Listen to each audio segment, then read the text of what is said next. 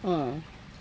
Ayan, ang aking daily consumption ng mga berries. Kanina kumain na ako ng mulberry doon. Sobrang dami. Gooseberry or ano, they call it groundberry. Groundberry.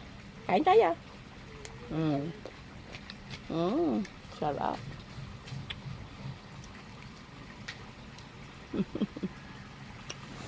Nasa damit ko lang. Yung apo ko, kumuha ng mga mulberry.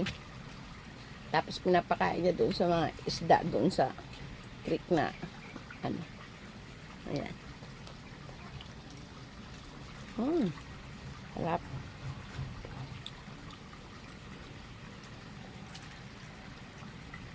Ang sarap.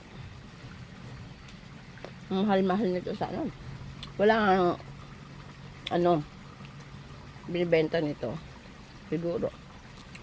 At least dito meron. Mahal nito sa abroad.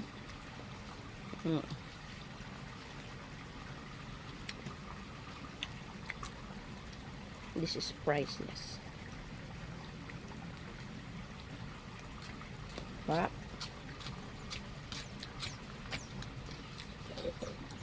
Pag matanda na, ganito na dapat mga kinakain.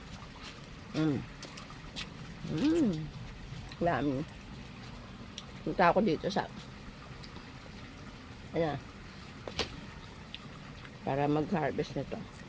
Then babalik na kami dun sa kabila. Pag walang guest dito ako mag-stay. Pag may guest, siyempre doon ako sa kabila. Diba?